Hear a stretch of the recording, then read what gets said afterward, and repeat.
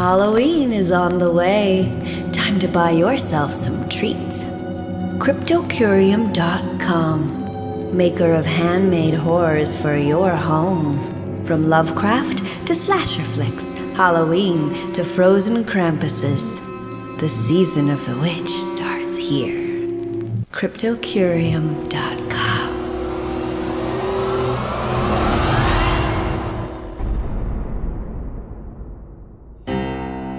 The artist is the creator of beautiful things.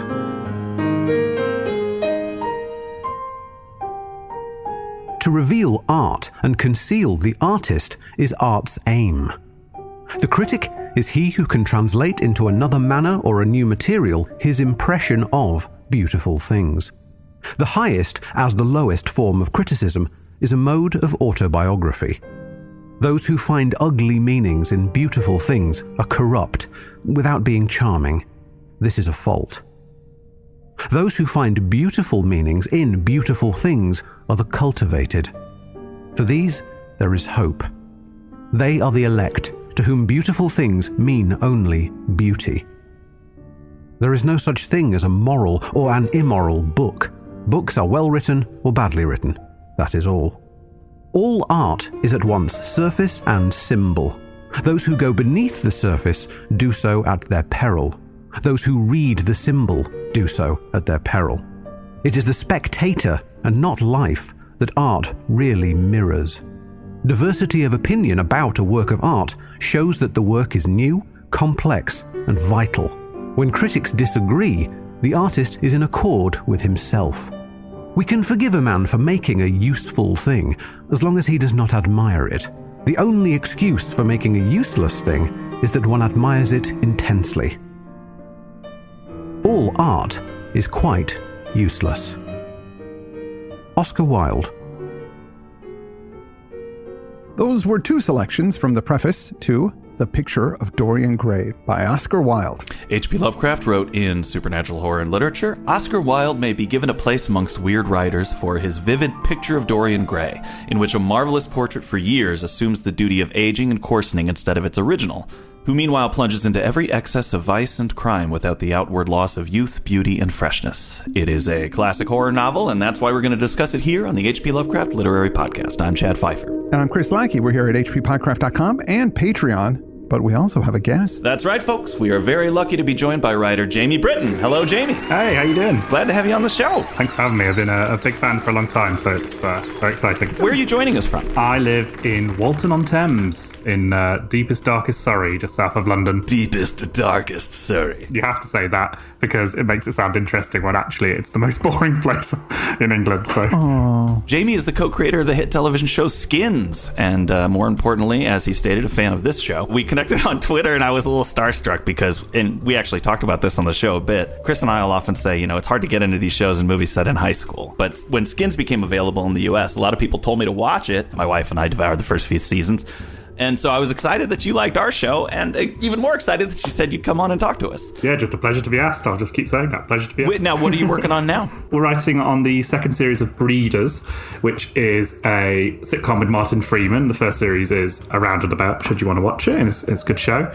And I'm doing various other things in the standard way of being a TV writer, a whole bunch of maybes and possiblies and probably nots on the horizon, which I'm just kind of, moseying towards. So how did you get into weird fiction and this kind of Lovecrafty creepy stuff? So I owe it all to my friend Phil, who looks like he plays bass in a doom metal band, but is actually a really good defense lawyer who lives up in York. That's what makes you a good defense lawyer, is that specific look. I would love to be a doom metal defense lawyer. It sounds like such a great job.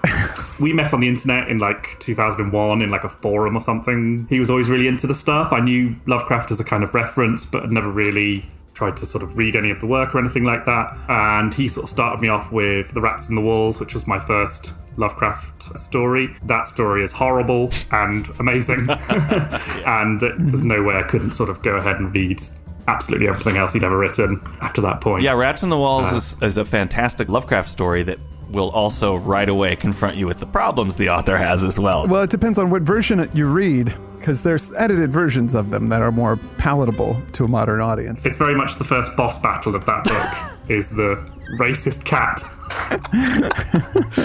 Well, today we are also lucky to be joined by the star of our episodes on Frankenstein, Jekyll and Hyde, The Invisible Man. He does all the classics. It's Greg Johnson. Yes, he is not only beautiful, he is cultivated.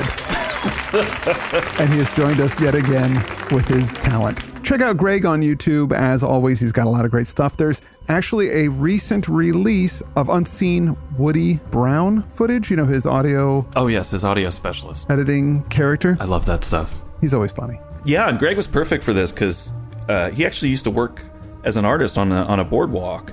You know, like those caricature artists, he would do that. But his were Dorian Gray themed. He would do like your Dorian Gray caricature. So he'd draw you plus whatever sin he thought maybe you'd committed that day. And then people would line up to see this. It was really cool. It was like combination fortune telling street art. But his trick was he'd do a really good character of the person, but then the sin, it was the same one every time. It was always them just giving him a little kiss. And then the person would say, I didn't do that. And he'd say, well, that's the sin.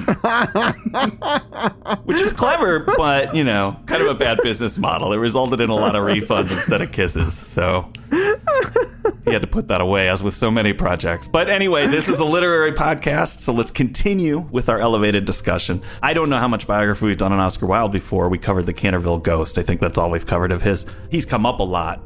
I feel like Wilde's ghost might haunt us if we don't do a little biography about him, so... Sure, yeah. I mean, we could talk about this guy for the entire episode because he had a very interesting life. But the basics, he was born in Dublin in 1854. He went to Trinity College in Dublin and then he went to Oxford. He moved to London, lived in America for a time, then he went back to London. Bram Stoker married his childhood sweetheart. That's Florence Malcolm. She got stoked. She got stoked. She got stoked. He became a journalist in the late 1880s. This story, The Picture of Dorian Gray, was published in 1890 in July in Lippincott's monthly magazine. It was criticized for its decadence and allusions to homosexuality.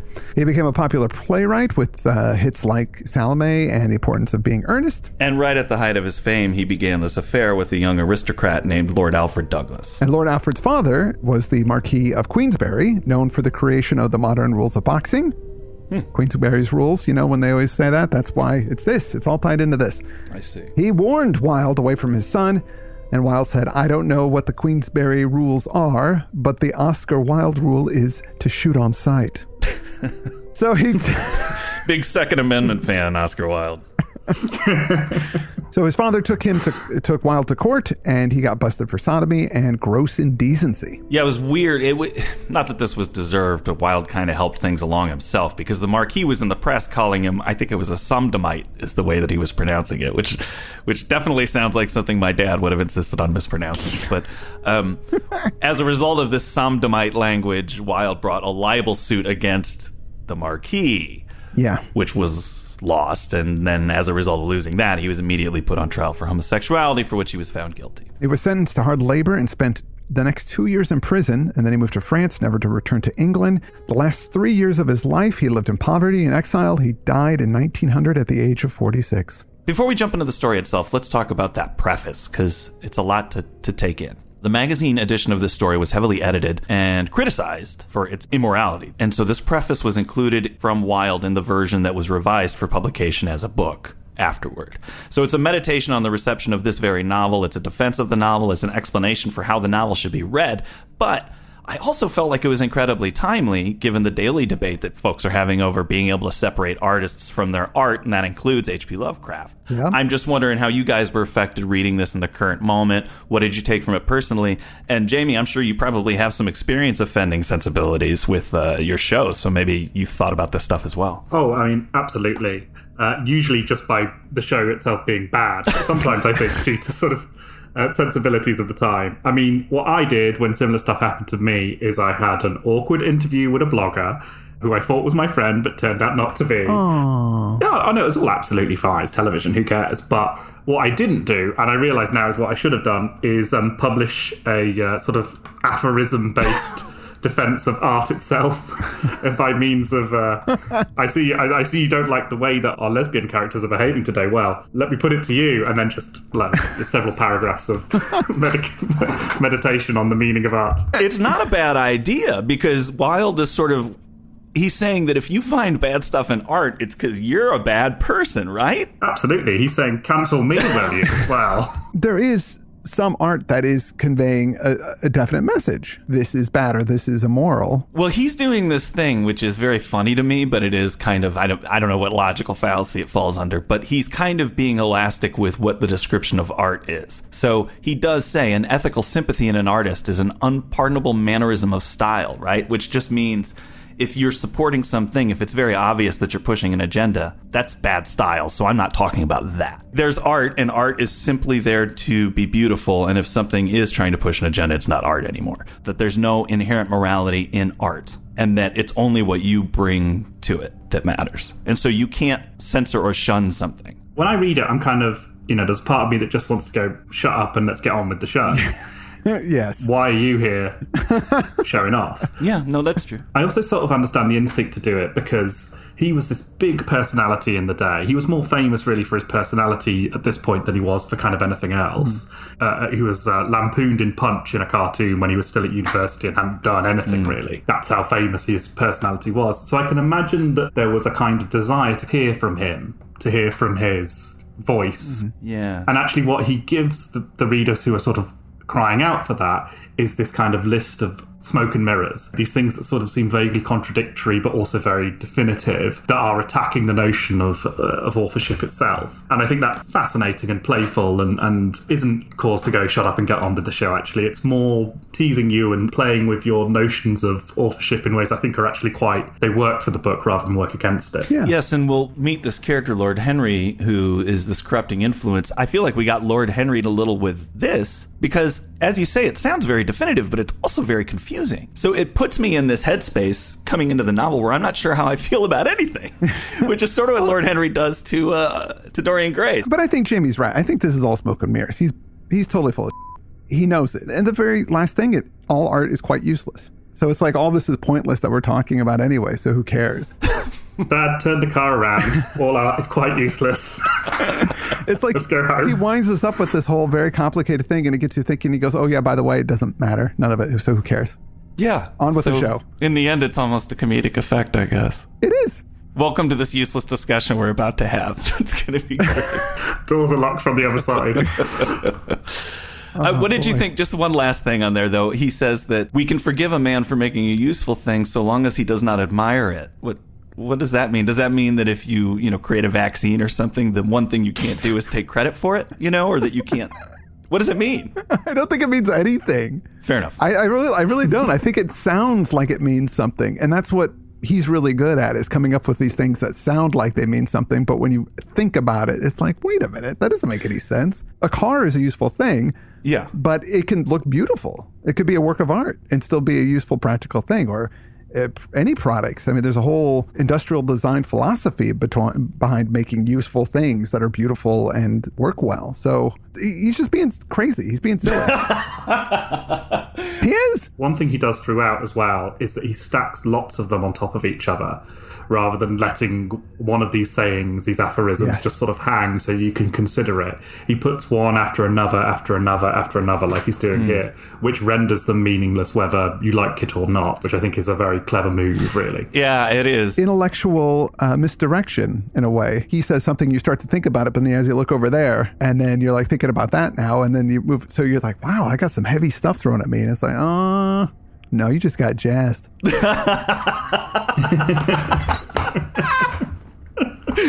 You just got jazzed? Do you think that's what he called it? Yeah. No, it comes from, maybe that was an expression he made up, and that's where jazz That comes is from. where... That was his stoked.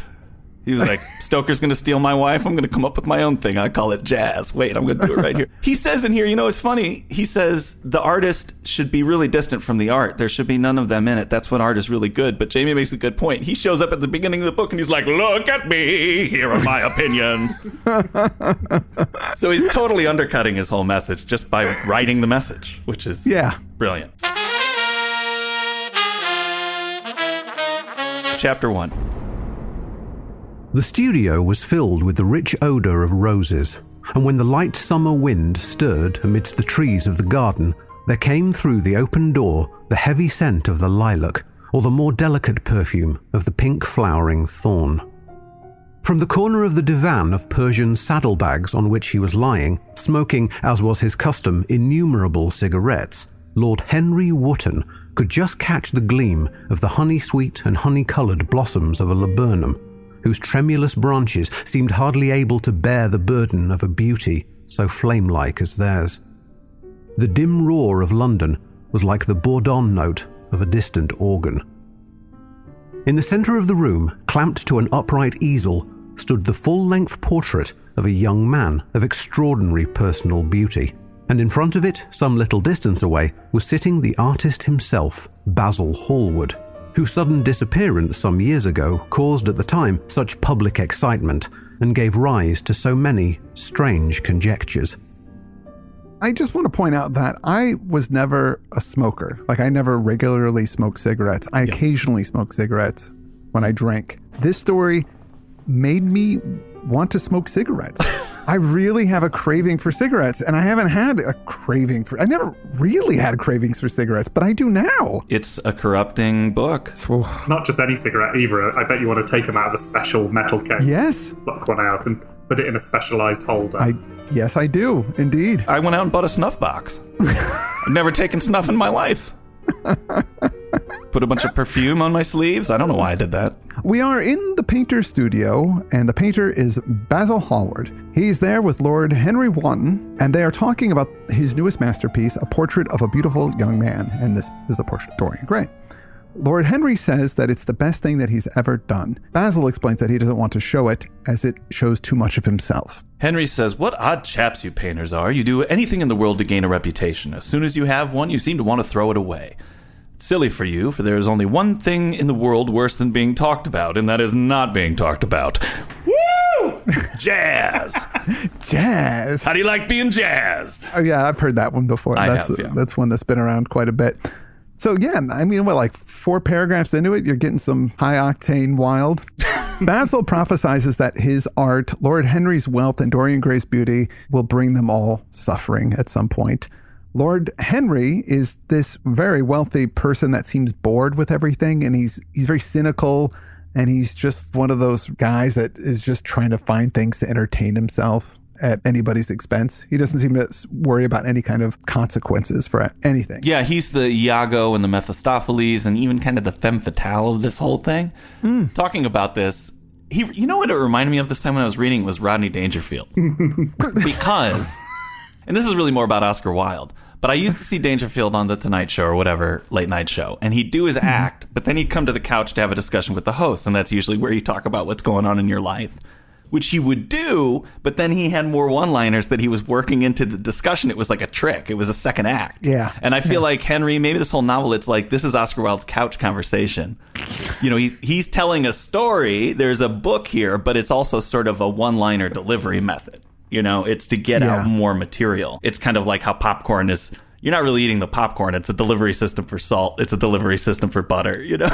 That's what this weird tale is, a delivery system for these witticisms. He's such an amazing character.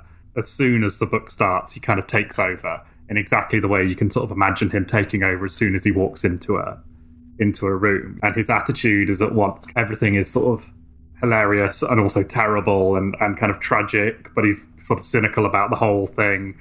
And throwing these aphorisms around like he's trying to sort of paint the walls with them. It feels like a really modern character. And it was funny, I was getting milk today. Shuffled onto my Spotify was There Is a Light That Never Goes Out by the Smiths. And in the kind of 2 seconds before I immediately turned that song off, because you know, who wants to listen to that song ever? But I was sort of suddenly like reminded of how much influence the sort of Wildean register has, this kind of attitude towards life, which is sort of fey and camp, but also intellectual and sort of ironic as well, and how Morrissey very much sort of affecting that, and the idea of affectation itself. And it's so strong in this book, and particularly in these sections with Henry, that it kind of reverberates across an entire century of literature and art and music. Absolutely. The Smiths, in the song Cemetery Gates, he cites Oscar Wilde as his inspiration for all the stuff that he writes. On a very personal level, I think this character of Lord Henry is also, you know, when we first start initiating ourselves into social cliques and there's somebody who's a little standoffish, been there, done that, has an opinion about everything, that person you first go, I want to impress them so badly. They seem to have a spin on everything. That influence in your life, which is frequently the person that drives you to do some rotten stuff. That first person you meet that's like that. And when Basil is talking about this new subject he's obsessing over, Dorian, Henry introduces some key thematic stuff. It says beauty, real beauty, ends where an intellectual expression begins. Intellect itself is a mode of exaggeration and destroys the harmony of any face. So if you're too smart, you're going to turn out ugly. You know, he has a drive-by on the church here. He says that might not be the same in the church because there a bishop keeps on saying the same thing at the age of 80 that he was told to say when he was a boy of 18. So they look great all the time, which is really funny. But then he says, your young friend whose name you've never told me, he never thinks, I'm sure of that. He's some brainless, beautiful creature. It's this idea that beauty is all surface. As you say, Henry comes in right away, starts saying shocking things, provoking thought, whether he actually means these things or not.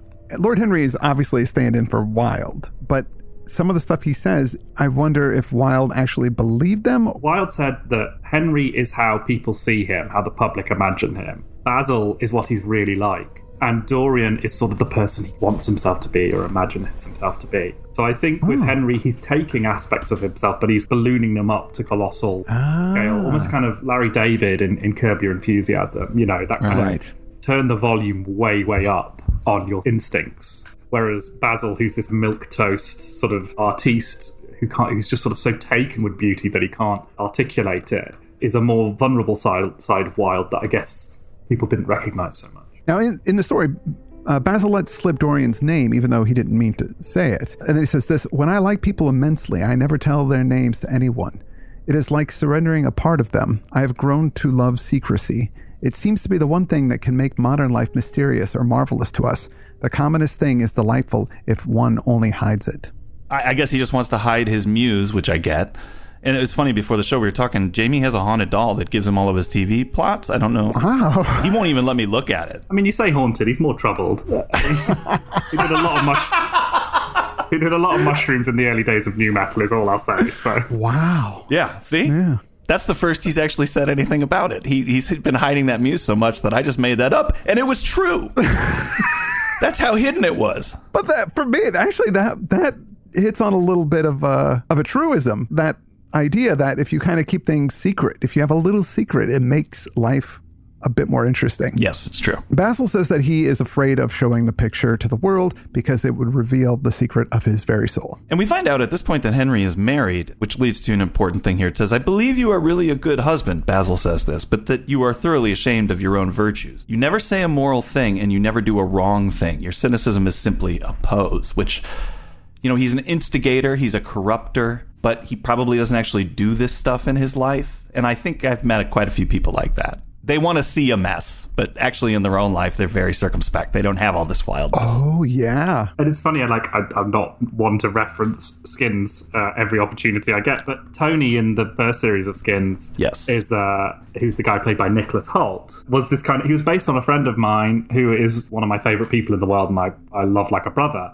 But when he was a teenager, he was cleverer than everyone else, and he had the ability to just kind of take control of things in a way that could make you feel quite small. And it was just because he was smarter. And with Nick Hoult in Skins, you know, I wanted to kind of make that into something like the whole idea of if someone realizes that they can be powerful, what a kind of terrible thing that can be, because it can make you sort of forget that other people exist and sort of start to treat them as playthings. And I think lots of the best villains, and I'm not necessarily saying that Skins comprises this, but there is that sense of how humanity can fall away when you're too obsessed with your own sense of influence. Sure, and there's some pretty horrific comeuppance as well for those tendencies, right? I mean, he set some things in motion that turn out in some pretty disastrous ways, if I recall. He gets hit by a bus. Yeah. I don't know what to reveal and what not. The show's been on a long time, so if you haven't seen it by now. Strangely, that also happens to Lord Henry in this weird science fiction moment where he gets hit by a bus. That's from the future made of guilt. Basil's a pretty independent guy, but he met Dorian 2 months prior, has become completely obsessed with him as a subject. He feels it's really changed his art. It's made it more vital, but the extent of this obsession is something he's fairly embarrassed about, it seems. He's only admitted it to Henry.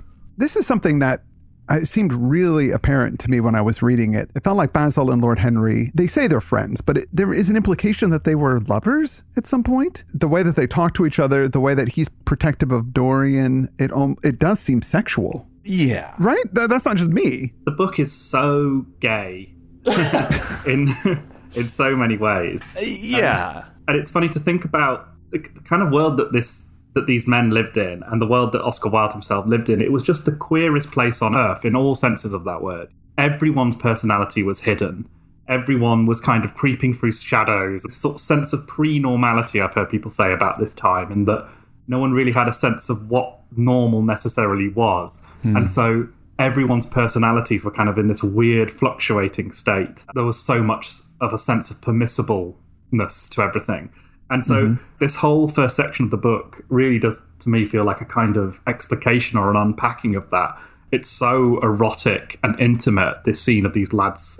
Lads, such a weird word, but these lads in this room almost seducing each other with their words. It is a very bohemian, Arcadian atmosphere. Basil in the book is the one, to me, who feels like he's definitely the gay one. And the fact that there is a moment later on, and it's also alluded to earlier, where he's worried what people will think of his picture of Dorian because of what it reflects of, what it reflects of in him. And what it reflects, apart from anything else, is his adoration for this young man and his ability to reproduce his beauty entirely. And that's something frightening as the book goes on. And for me, that speaks of basically he is gay and he feels a true, genuine sexual love for Dorian. Basil explains that he met Dorian at Lady Brandon's party, and he locked eyes with Dorian at this party, and that fascinated and terrified him at the same time. He tried to leave the party, but Lady Brandon insisted that he stay. And then he ended up talking to Dorian, and he started up this friendship with him. And Basil sees Dorian on a daily basis. Lord Henry thinks that he's heard of Dorian from his Aunt Agatha, but he didn't really pay attention to her at the time. And Basil says that he doesn't want Henry to meet Dorian because of his corrupting influence. Like, he just says it outright. Yeah. Also, I think he might be afraid that he's going to take him away. He's going to find Dorian attractive, and whatever Henry wants, Henry gets, kind of situation.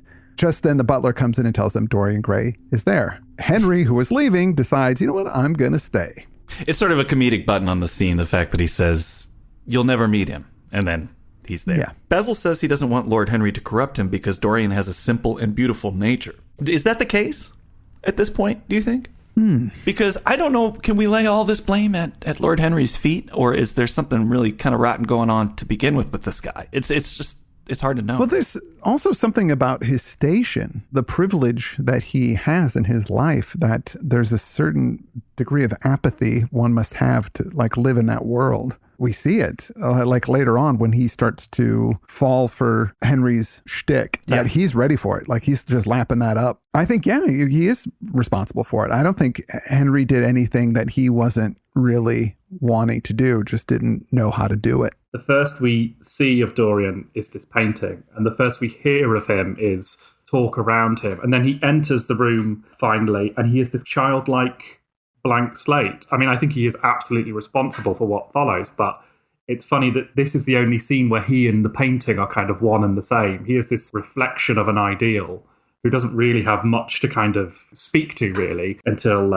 Lord Henry starts dripping poison into his ear. Purely, it seems, out of sort of sheer delight at this guy's beauty. And it's sort of this fascinating seduction, I guess, of someone who appears, at least, appearances are what this book is kind of about in many ways, who appears to be an innocent, but is going to be proven to be anything but. And that gets us into chapter 2. Dorian is sitting for Basil as he paints, and Lord Henry is talking to Dorian. And Dorian, like I said, he's just eaten up all the things he's talking about, how there should be a return to the Hellenic ways of life. Yeah, Henry says this interesting thing. He says, I believe that if one man were to live out his life fully and completely, were to give form to every feeling, expression to every thought, reality to every dream, I believe that the world could return to a Hellenic ideal. But the bravest man amongst us is afraid of himself. The mutilation of the savage has its tragic survival in the self-denial that mars our lives. So he's kind of promulgating this very satanic Bible kind of idea that there's indulgence versus compulsion, and that we need to indulge in things that we long for, because if we don't, we're building up this sickness, and that somebody really lives when they go off in pursuit of every bad idea that they have, I guess. Yeah. He says the only way to get rid of a temptation is to yield to it. Yeah. Resist it and your soul grows sick with longing. I mean, it's the moment for me which is the most, paging Dr. Lovecraft moment in the whole book.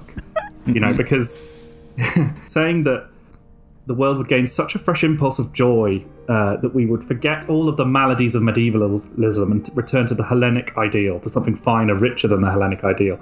This suggestion that at base, that at impulse, there is something beautiful about humanity.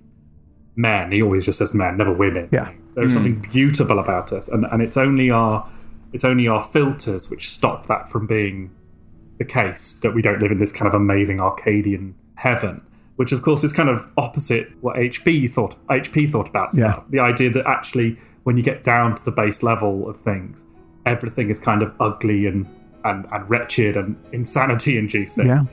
And I thought it's really interesting because the novel that subsequently plays out is surprisingly Lovecraftian, actually. And it's almost like the two modes of thought kind of come together at the end of it, really. Even from this moment where it seems just like the opposite way of thinking about the world. It also, to me, sounds like a person that hasn't ever had to deal with violence in their life either, to say something like that. Like, well, these primal impulses where people can be violent, and that violence is a primal thing. When people want something from somebody else, they'll take it. When you're in this world, this aristocracy, they're not afraid for their safety. They're allowed to be shitty to each other because they know that the repercussions will only be like reputation or maybe even financial, but never like violence. Like, I'm surprised that nobody just beat the crap out of Lord Henry at any point in his life. Because he seems like the kind of guy that would get punched, but he doesn't. Yeah, and this stuff is so clearly untrue. You're absolutely right. It doesn't stand up to any examination whatsoever. I think that we're going to talk about this more as we go along, but the whole book also obviously revolves around this notion of narcissism and self-interest. Yes. When we look, he's already set up. When we're looking at art, we're looking at our own flaws. When we like something because it's about us. If we don't like romanticism, it's because it's not showing us. If we don't like realism, it's because it's showing too much of us. But it's always about us. It's about us. It's about us. This kind of theory only works if it's about you. If you pursue every lust, somebody's going to get hurt. The other doesn't matter. It's about you. Right. Yeah. Does this book come down on the side of that sort of narcissism? I don't think it's actually making a statement one way or the other, but it is showing how selfishness and narcissism, how everything kind of rotates on. Well, I think it does, but obviously we can discuss that when we get to the end of it. Now, I may not be buying what Lord Henry's lying down, but Dorian is eating it up. He loves this stuff. He's eating it up, and it cracks his head open to hear this stuff. I don't think anybody's really confronted him with these kinds of contrary theories before, and when he hears it, he has to take like 10 minutes and just think about all the stuff that has been said to him. But then Lord Henry goes a little too far and a little too personal with a notion, and he starts talking about Dorian Gray's beauty as it being the only asset that he really has. He says, you have a wonderfully beautiful face, Mr. Gray, and beauty as a form of genius is higher indeed than genius, as it needs no explanation. It is of the great facts of the world, like sunlight or springtime. The gods have been good to you, but what the gods give, they quickly take away. You have only a few years in which to live really, perfectly, and fully. When your youth goes, your beauty will go with it, and then you will suddenly discover that there are no triumphs left for you. Or have to content yourself with those mean triumphs that the memory of your past will make more bitter than defeats. Wow. So he just basically, in the moment, goes, you're gorgeous, and that's all you're ever going to have. And you need to appreciate it now, because when it's gone, it's going to be nothing but a painful memory. Yep. You'll be useless. This is very much third martini sort of speech.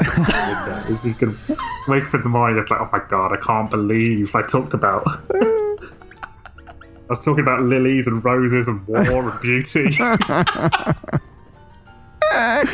It gets in there into Dorian's head, unfortunately. He kind of internalizes this message. Yes. Basil says that the painting is Dorian's, that he's giving the painting to Dorian because Lord Henry wants to buy it. But Dorian has a curious response. How sad it is, murmured Dorian Gray, with his eyes still fixed upon his own portrait.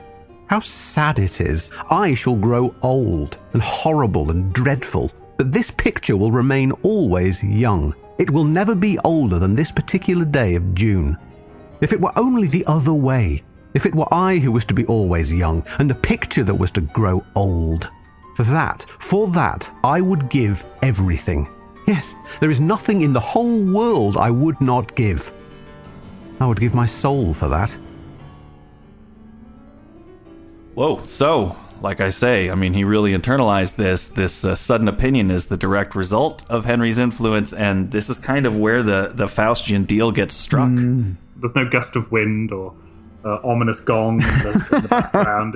He just says this and it moves on, which I rather like, actually. Yeah, I thought that this was a really interesting point in the story. As you say, there's no. I expected a coin to fall on its side and stay there. You're right. There's no totemic representation of the magic that happened. There's no bottle of magic potion. No. It just happens. It just happens. And it mirrors the sentiment that's presented at one point, I can't remember when, that the greatest sins happen in the mind.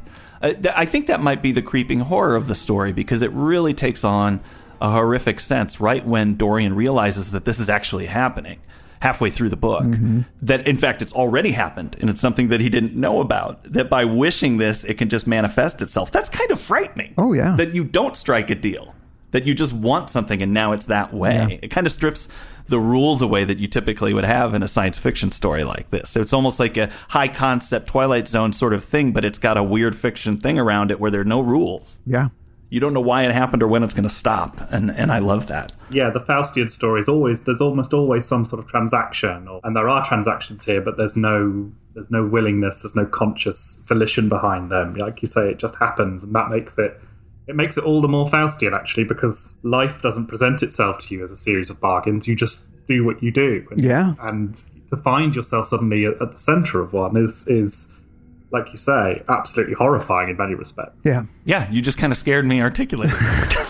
But it is, I mean, we do find ourselves in these situations, and they're our own doing. And you think, if I had just had a clear choice, I wouldn't have chosen this direction. No. But because of my habits or because of my lack of doing certain things, here I am. So I made that choice. I just did it passively in some way. Oof. That's a real horror of existence, man. It is.